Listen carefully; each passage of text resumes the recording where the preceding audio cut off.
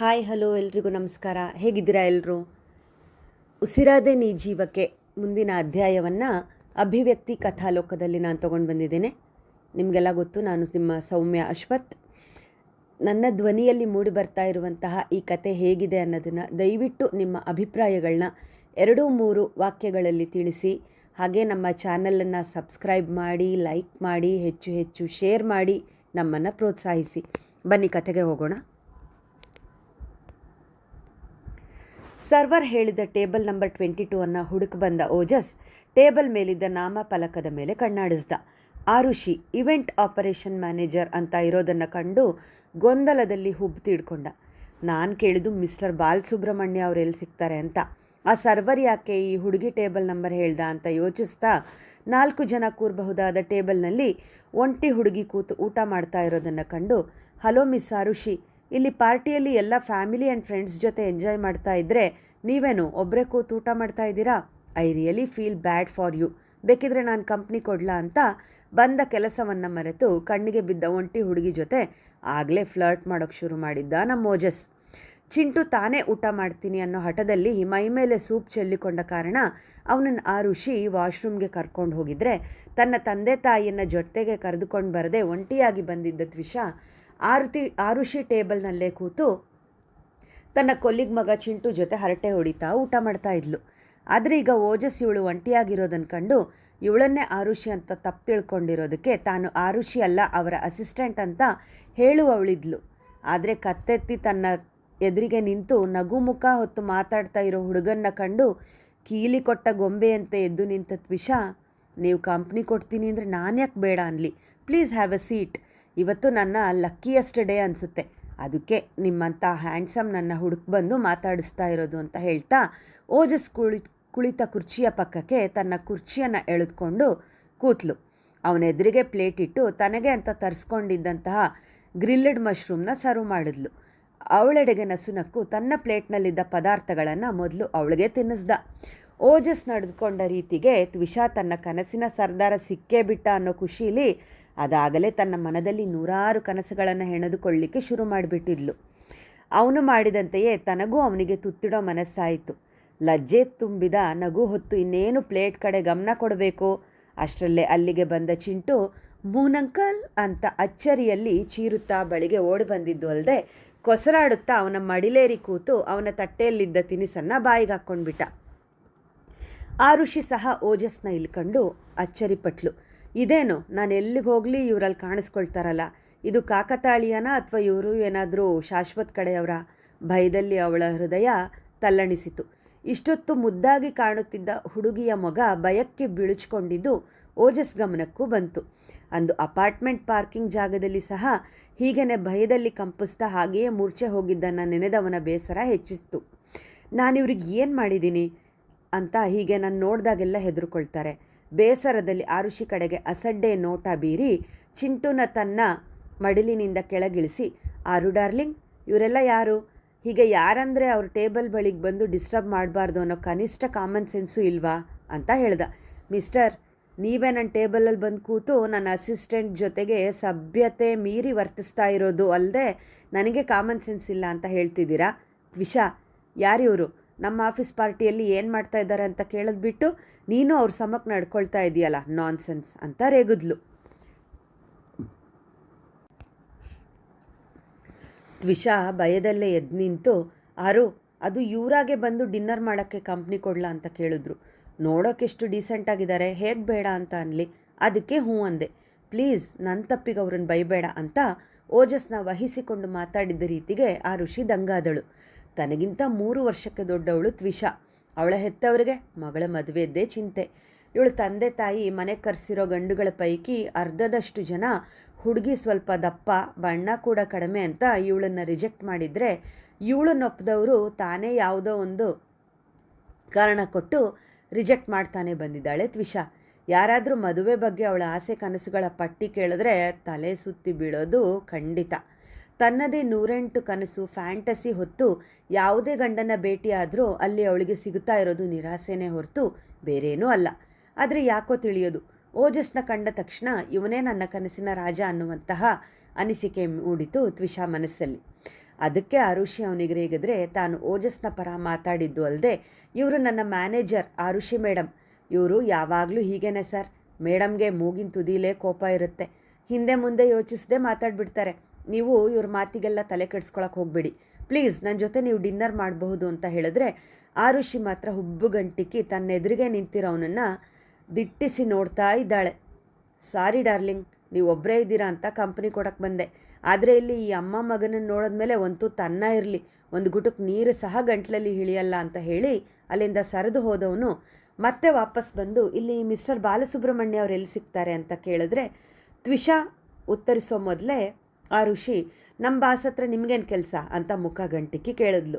ಏನು ಕೆಲಸ ಅಂತ ಅವ್ರಿಗೆ ಹೇಳ್ತೀನಿ, ನಿಮ್ಮ ಹತ್ರ ಯಾಕ್ರಿ ಹೇಳಬೇಕು ಅಂತ ಉಬ್ಬು ಕುಣಿಸಿ ಕೇಳ್ದ.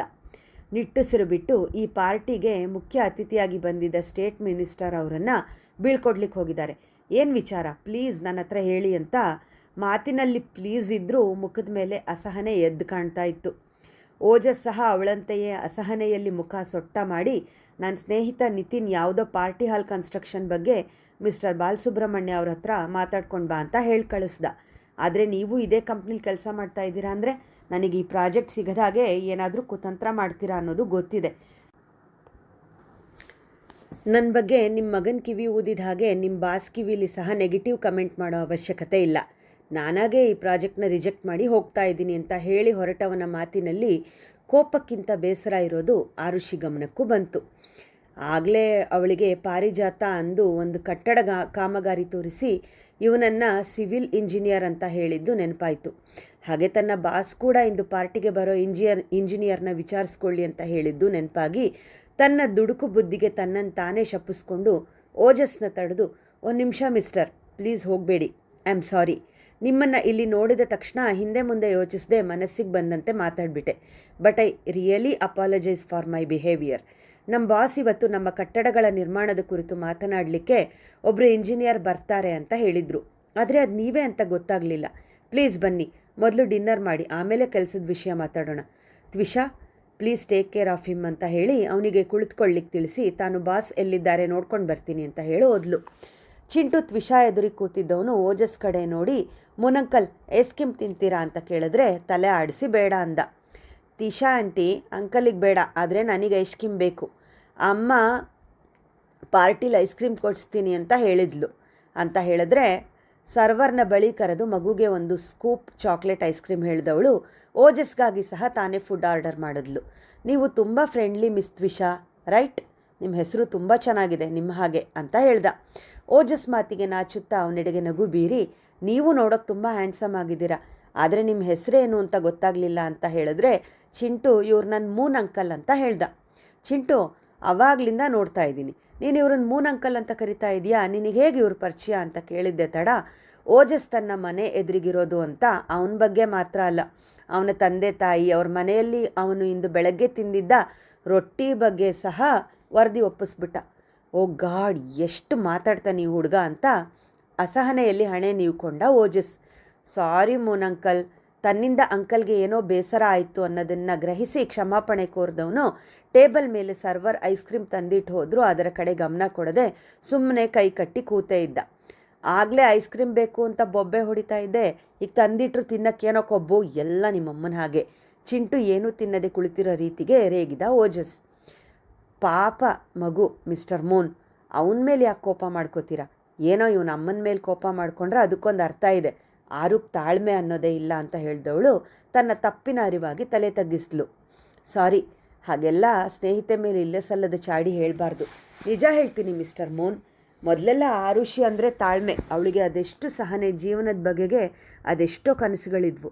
ಆದರೆ ಮದುವೆ ಆಗಿ ಗಂಡನಿಂದ ಸಾಕಷ್ಟು ನೋವು ಅನುಭವಿಸಿದ ಮೇಲೆ ಅವಳು ಹೀಗೆ ಬದಲಾಗ್ಬಿಟ್ಲು ಅಂತ ಬೇಸರದಲ್ಲಿ ದೀರ್ಘ ಉಸಿರನ್ನು ಹೊರದಬ್ಬಿ ಓಜಸ್ ಪಕ್ಕ ಕೂತು, ಸರ್, ನೀವು ನಮ್ಮ ಆಫೀಸ್ ಪ್ರಾಜೆಕ್ಟ್ ಬಗ್ಗೆ ಮಾತಾಡೋಕ್ಕೆ ಬಂದಿರೋ ಇಂಜಿನಿಯರ್ ಅಂತ ತಿಳಿದೆ ನಿಮ್ಮ ಮೇಲೆ ಕೋಪ ಮಾಡಿಕೊಂಡು ಆರು ತಪ್ಪು ಮಾಡಿಬಿಟ್ಲು. ಆದರೆ ಇದೇ ವಿಷಯನ ಇಟ್ಕೊಂಡು ಬಾಸ್ ಹತ್ರ ದೂರ ಕೊಡೋಕ್ಕೆ ಹೋಗಬೇಡಿ ಪ್ಲೀಸ್ ಸರ್. ನಮ್ಮ ಬಾಸೇನೋ ತುಂಬ ಒಳ್ಳೆಯವರು, ಅದರಲ್ಲೂ ಅರು ಅಂದರೆ ಸ್ವಲ್ಪ ಜಾಸ್ತಿನೇ ಕನ್ಸನ್ನು ತೋರಿಸ್ತಾರೆ. ಆದರೆ ಇವತ್ತು ಪಾರ್ಟಿಗೆ ಅವ್ರ ಮಿಸ್ಸಸ್ ಕೂಡ ಬಂದಿದ್ದಾರೆ, ಅವರಿಗೆ ನಮ್ಮ ಆರು ಅಂದರೆ ಅಷ್ಟಕ್ಕಷ್ಟೇ. ಸೊ ಪ್ಲೀಸ್ ಸರ್ ಅಂತ ಅವನ ತೋಳು ಬಳಸಿ ಕೇಳಿಕೊಂಡ್ರೆ ಎದ್ದು ನಿಂತು ಆನ್ ಒನ್ ಕಂಡೀಷನ್ ಅಂತ ಅವಳ ಎಡೆಗೆ ಕೈ ಚಾಚಿ will you dance with me ಅಂತ ಕೇಳ್ದ. ಓಜಸ್ ಏನು ಕೇಳಿದ್ದು ಅಂತ ನಂಬಲಾಗದೆ ಅವನನ್ನೇ ಪುತ್ಥಳಿಯಂತೆ ನೋಡ್ತಾ ನಿಂತುಬಿಟ್ಲು ತ್ವಿಷಾ. ರೋಗಿ ಬಯಸಿದ್ದು, ವೈದ್ಯ ಹೇಳಿದ್ದು ಎಲ್ಲ ಒಂದೇ ಅನ್ನೋ ಸ್ಥಿತಿಯಲ್ಲಿರೋ ತ್ವಿಷಾ ಎದುರಿಗೆ ಮತ್ತೊಮ್ಮೆ ಕೋರಿಕೆ ಇಟ್ಟವನಿಗೆ ತಕ್ಷಣಕ್ಕೆ ಒಪ್ಪಿಗೆ ಕೊಟ್ಟು ಅವನ ಜೊತೆಗೆ ಡ್ಯಾನ್ಸ್ ಫ್ಲೋರ್ಗೆ ಬರ್ತಾ ಇದ್ದಂತೆ ಮ್ಯೂಸಿಕ್ ಚೇಂಜ್ ಅಂತ ಅಲ್ಲಿದ್ದ ಡಿ.ಜೆಗೆ ಹೇಳ್ದ ಓಜಸ್. ಪಾರ್ಟಿ ಶುರುವಾದಾಗಿಂದ ಬರೀ ಸಂಗೀತ ಕೇಳಿ ಬರ್ತಾ ಇದ್ದು, ಈಗ ಒಂದು ಜೋಡಿ ಡ್ಯಾನ್ಸ್ ಫ್ಲೋರಿಗೆ ಬರ್ತಾ ಇದ್ದಂತೆ ಎಲ್ಲರ ಗಮನ ಅತ್ತಲೇ ಸರಿಯಿತು. ತ್ವಿಷಾ ಭುಜದ ಮೇಲೆ ಒಂದು ಕೈ ಇಟ್ಟು ಅವಳ ಕೈಯಲ್ಲಿ ತನ್ನ ಮತ್ತೊಂದು ಕೈಯನ್ನು ಬೆಸೆದು ಹಿನ್ನೆಲೆಯಲ್ಲಿ ಕೇಳಿಬರುತ್ತಿದ್ದ ಮಧುರವಾದ ಸಂಗೀತಕ್ಕೆ ಸರಿ ಹೊಂದುವಂತೆ ಲಯಬದ್ಧವಾಗಿ ಹೆಜ್ಜೆ ಹಾಕುತ್ತಾ ನೃತ್ಯ ಮಾಡುತ್ತಾ ಇರೋದನ್ನು ಟೇಬಲ್ನಲ್ಲಿ ಕೂತಿದ್ದ ಚಿಂಟು ಕಂಡು ಖುಷಿಯಲ್ಲಿ ಚಪ್ಪಾಳೆ ತಟ್ಟುತ್ತಾ ಎದ್ದು ನಿಂತು ಮೂನಂಕಲ್ ಜೊತೆಲಿ ತಾನೂ ಡ್ಯಾನ್ಸ್ ಮಾಡಬೇಕು ಅನ್ನೋ ಆಸೆಯಲ್ಲಿ ಡ್ಯಾನ್ಸ್ ಫ್ಲೋರ್ ಕಡೆಗೆ ಹೆಜ್ಜೆ ಹಾಕಬೇಕು. ಅಷ್ಟರಲ್ಲೇ ಚಿಂಟುಗೆ ಉಸಿರು ಬಿಗಿ ಹಿಡಿದಂತಾಗಿ ಅಮ್ಮ ಅಂತ ಕೂಗಕ್ಕೂ ಆಗದ ಸ್ಥಿತಿಗೆ ಬಂದವನು ಹಾಗೇ ನೆಲದ ಮೇಲೆ ಒದ್ದಾಡ್ತಾ ಬಿದ್ದುಬಿಟ್ಟ. ತನ್ನ ಬಾಸ್ನ ಹುಡುಕಿ ಹೋಗಿದ್ದ ಆರುಷಿ ಅವರ ಮಿಸಸ್ ಶ್ರೀಮತಿ ಉಷಾ ಬಾಲಸುಬ್ರಹ್ಮಣ್ಯ ಅವರಿಂದ ಅವಮಾನದ ಮಾತುಗಳನ್ನ ಕೇಳಿ ಬೇಸರದಲ್ಲಿ ಕಣ್ಣು ತುಂಬಿಕೊಂಡು ಪಾರ್ಟಿ ಹಾಲ್ ಒಳಗೆ ಬರ್ತಾ ಇದ್ದಂತೆ ನೆಲದ ಮೇಲೆ ಕುಸಿದು ಬೀಳುತ್ತಿದ್ದ ತನ್ನ ಮಗನನ್ನು ಕಂಡು ಚಿಂಟು ಅಂತ ಕೂಗುತ್ತಾ ಮಗನ ಬಳಿಗೆ ಓಡು ನಡಿಗೆಯಲ್ಲೇ ಬಂದರೆ ಲೀಲಾಜಾಲವಾಗಿ ಹೆಜ್ಜೆ ಹಾಕುತ್ತಾ ತನ್ನ ಸಾಲ್ಸಾ ಪ್ರತಿಭೆಯನ್ನು ಹುಡುಗೆ ಮುಂದೆ ಪ್ರದರ್ಶಿಸುತ್ತಾ ಅವಳನ್ನು ಇಂಪ್ರೆಸ್ ಮಾಡುತ್ತಿದ್ದ ಓಜಸ್ ಕೂಡ ಚಿಂಟು ಕುಸಿದು ಬಿದ್ದ ರೀತಿಗೆ ತ್ವಿಷಾನ ಬಳಸಿದ್ದ ಕೈಯನ್ನು ಸಡಿಲಗೊಳಿಸಿ ಚಿಂಟು ಅಂತ ಚೀರುತ್ತಾ ಮಗು ಬಿದ್ದ ಕಡೆಗೆ ಓಡಿ ಬಂದ. ಈಗ ಒಬ್ಬೊಬ್ಬರೇ ಬಂದು ಚಿಂಟು ಸುತ್ತ ಗುಂಪು ಕಟ್ಕೊಳ್ತಾ, ನಿಮ್ಮ ಮಗನಿಗೇನಾಯಿತು ಆರುಷಿ, ಇವನಿಗೇನಾದರೂ ಆರೋಗ್ಯ ಸಮಸ್ಯೆ ಇದೆಯಾ ಅಂತ ಪ್ರಶ್ನೆಗಳನ್ನ ಕೇಳ್ತಾ ಇದ್ದರೆ ತ್ವಿಷಾ ನೀರಿನ ಲೋಟ ಹಿಡಿದು ಬಂದು, ಆರು ಚಿಂಟು ಮುಖದ ಮೇಲೆ ಸ್ವಲ್ಪ ನೀರು ಚುಮ್ಕಿಸು ಅಂತ ಹೇಳಿದ್ಲು. ತನ್ನ ಮಗನನ್ನು ಈ ಸ್ಥಿತಿಯಲ್ಲಿ ನೋಡಿದ ಆರುಷಿ ದುಃಖ ಹೇಳುತ್ತಿರೋದಾಗಿದೆ. 3 ವರ್ಷದ ಪುಟ್ಟ ಕಂದ ಉಸಿರಾಡಲಿಕ್ಕೆ ಹರಸಾಹಸ ಪಡ್ತಾ ಇದ್ದರೆ ಮೈ ಮೇಲೆಲ್ಲ ಕೆಂಪು ಕಲೆಗಳು. ಅದನ್ನು ಗಮನಿಸಿದ ಓಜಸ್ ಚಿಂಟು ಟೀ ಶರ್ಟ್ ಕಳಿಸಿ, ಎಲ್ಲರೂ ಹೀಗೆ ಸುತ್ತುವರೆದ್ರೆ ಹೇಗೆ, ಪ್ಲೀಸ್ ಸ್ವಲ್ಪ ದೂರ ನಿಂತ್ಕೊಳ್ಳಿ, ಚಿಂಟುಗೆ ಸ್ವಲ್ಪ ಫ್ರೆಶ್ ಏರ್ ಸಿಗಲಿ. ಮಿಸ್ ಆರುಷಿ, ಇವನ ಮೈ ಮೇಲೆ ಆಗಿರೋ ರ್ಯಾಷಸ್ ನೋಡಿದ್ರೆ ಏನೋ ಅಲರ್ಜಿ ಆಗಿದೆ ಅಂತ ಅನಿಸ್ತಾ ಇದೆ. ಬನ್ನಿ, ಇಲ್ಲೇ ಹತ್ತಿರದಲ್ಲಿ ಸಾಗರ್ ಹಾಸ್ಪಿಟಲ್ ಇದೆ, ಏನಾದರೂ ಅಲರ್ಜಿ ಆಗಿದ್ರೆ ಟ್ರೀಟ್ಮೆಂಟ್ ಕೊಡ್ತಾರೆ. ಸುಮ್ಮನೆ ಹೀಗೆ ಕಣ್ಣೀರು ಹಾಕ್ತಾ ಕೂತ್ರೆ ಯಾರಿಗೂ ಲಾಭ ಇಲ್ಲ ಅಂತ ಹೇಳಿ ಚಿಂಟುನ ತನ್ನ ತೋಳುಗಳಲ್ಲಿ ಎತ್ತಿಕೊಂಡು ಮುಂದೆ ನಡೆದರೆ ಅವನ ಸಮಕ್ಕೆ ಹೆಜ್ಜೆ ಹಾಕಲು ಓಡು ನಡಿಗೆಯಲ್ಲಿ ಚಲಿಸಿದ್ಲು ಆರುಷಿ.